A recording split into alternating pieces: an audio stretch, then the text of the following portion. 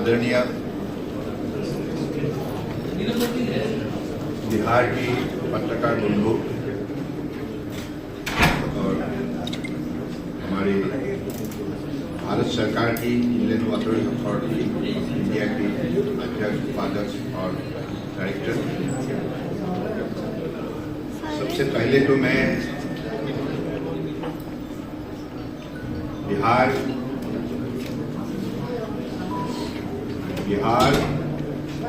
उत्तर प्रदेश, झारखंड और वेस्ट बंगाल सभी प्रदेश सरकार को धन्यवाद देता हूं। परम आदरणीय प्रधानमंत्री नरेंद्र मोदी जी की नेतृत्व में आज भारत जिस गति से विकास कर रहा है, प्रगति कर रहा है, और इसकी वजह से आज देश की हर प्रांतों का तेज गति से आज विकास की वजह से सब लोगों का मनोबल वृद्धि हुई है, आत्मविश्वास दोगुना हो गया है।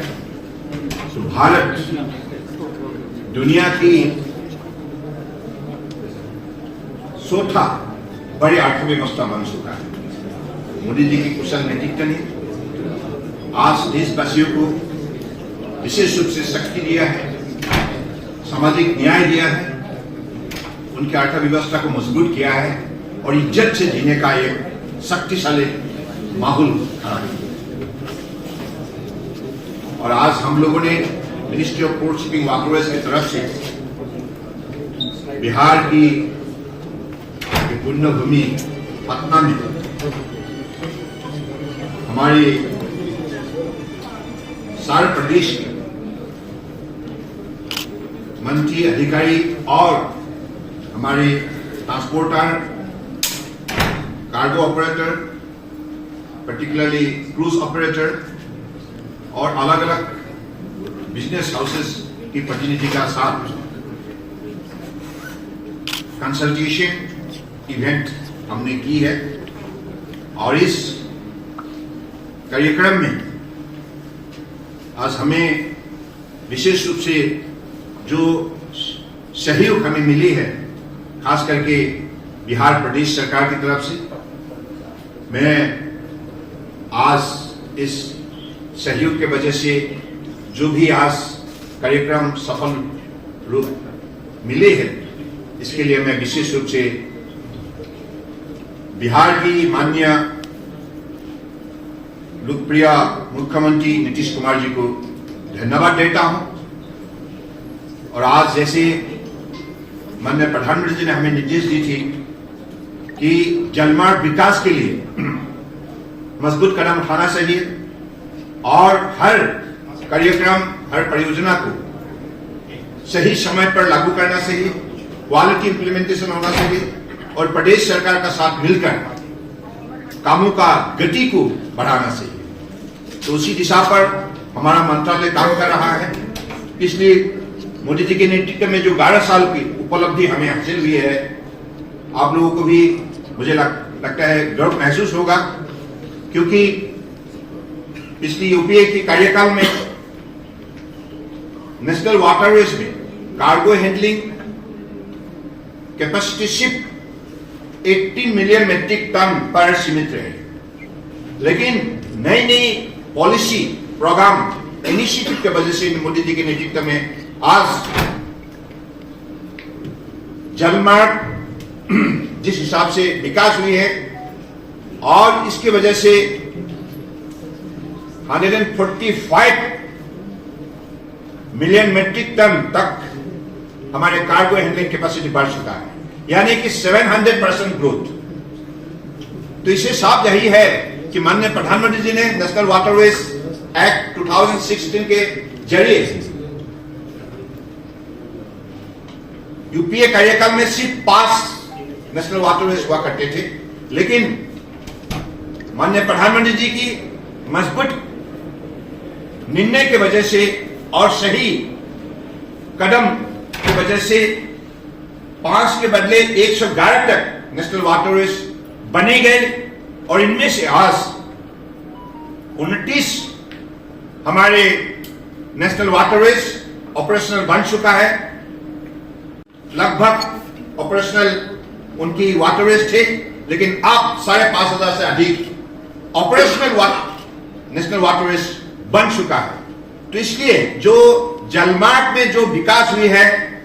और इस विकास की वजह से आज हर प्रदेश को इससे बहुत बड़ा लाभ मिला है। विशेष रूप से किसान हो, युवा हो, ट्रेडर्स हो, हर वर्गों को अपने अर्थव्यवस्था को मजबूत बनाने के लिए, दो वक्त का रोटी इज्जत से निकालने के लिए सबको मौका मिला है। तो ऐसा एक माहौल, जिस माहौल के जरिए अगले दिनों में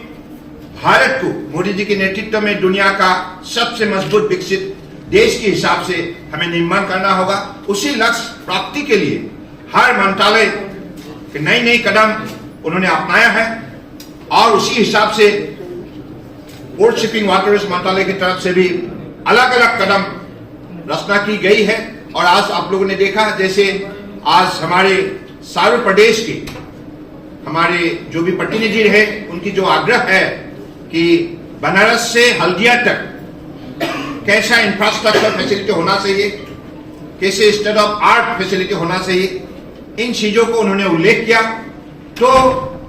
उन्हीं की दिए हुए सुझाव के मुताबिक हम लोगों ने भी कदम उठाने का वादा किया है। खास करके बिहार सरकार की यही आग्रह है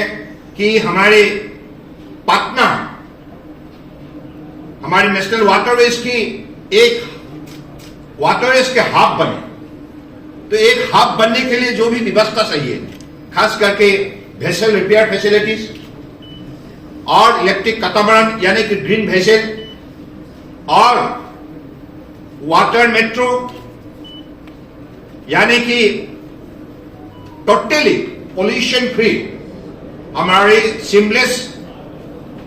हमारे वेसल मूवमेंट और साथ साथ में सारे बिहार स्टेट में 500 किलोमीटर का लंबा ये बिहार स्टेट में हर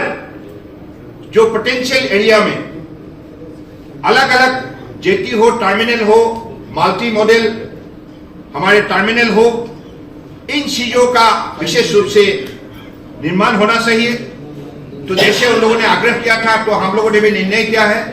कि हम इस सिलसिले में सारे विषय को अध्ययन करने के लिए पहले टास्क फोर्स गठन करेंगे। इस टास्क फोर्स में मिनिस्ट्री ऑफ शिपिंग रहेगा, इनलैंड वाटरवेज रहेगा और बिहार के प्रदेश सरकार रहेगा, उनके प्रतिनिधि के द्वारा। और कहां क्या क्या व्यवस्था लेना जरूरी है ताकि हम किसानों को मदद कर सके, छोटे छोटे व्यापारियों को मदद कर सके, हमारे विद्यार्थियों को मदद कर सके, हमारे गांव के लोगों को मदद कर सके, हमारे विशेष रूप से रिवर क्रूज को हम प्रमोट कर सके और बिहार की जो भी गरिमा है, जो प्रसिद्ध इतिहास है, इन चीजों को देश और दुनिया जाने, इनके लिए हमें कनेक्टिविटी थ्रू वाटरवेज हमको state of art facility develop करना चाहिए। तो इन चीजों को हम आगे बढ़ाने के लिए ऐसे हमने टास्क फोर्स निर्माण करने का निर्णय किया है। और साथ साथ में पटना में इनलैंड वाटरवेज का जो वेसल है, इस वेसल का रिपेयर सेंटर भी बनेगा और बनारस से हल्दिया तक जो भी रिवर क्रूज चलेगा, इस रिवर क्रूज का एक बढ़िया रुकने का व्यवस्था हमारे यहाँ पटना में टर्मिनल भी बना जाएगा। तो यानी कि जितना भी व्यवस्था सही है, हमारे गंगा में बसे हुए शक्ति, संपदा और संभावना को विशेष रूप से उजागर करने के लिए, इससे विशेष लाभ लेने के लिए इन चीजों को हमारी तरफ से मान्यता दी जाएगी। क्योंकि परम आदरणीय प्रधानमंत्री जी का जो निर्देश है, वो चाहते हैं कि सारा देश में जितना भी नेशनल वाटरवेज है उनको ऑपरेशनल किया जाए और जनता को सुविधा उपलब्ध किया जाए। तो मुझे लगता है कि निश्चित रूप से हमारी सबके लिए बड़े गर्व की बात है कि आज माननीय प्रधानमंत्री जी के नेतृत्व में हर विभाग ने आज जो उदाहरण खड़ा किया है, सफल एक इतिहास खड़ा किया है। तो मुझे लगता है कि देशवासियों इस पे विशेष रूप से लाभान्वित हुए हैं। तो आज इस कार्यक्रम में हमारे बीच माननीय केंद्रीय मंत्री गिरिराज सिंह जी रहे और बिहार की दो डिप्टी चीफ मिनिस्टर माननीय सम्राट चौधरी जी, माननीय विजय कुमार सिन्हा जी भी रहे और साथ में मंत्री विजय कुमार चौधरी जी भी रहे और शीला कुमारी जी भी रहे और यूपी का मिनिस्टर हमारे दयाशंकर सिंह जी भी रहे और वेस्ट बंगाल का मंत्री मानस रंजन बुनियाल जी भी रहे और हमारे पटना की लोकप्रिय सांसद रविशंकर प्रसाद जी भी रहे और हमारे बिहार की सांसद सुदामा प्रसाद जी और चीफ सेक्रेटरी अमृतलाल मीना जी और हमारे भूतपूर्व सांसद राम कृपाल यादव भी उपस्थित रहे। सब लोगों ने आज सभा को संबोधन की और साथ साथ में सबको उन्होंने बड़े दिल से इस सभा को सफल बनाने के लिए सहयोग किया है।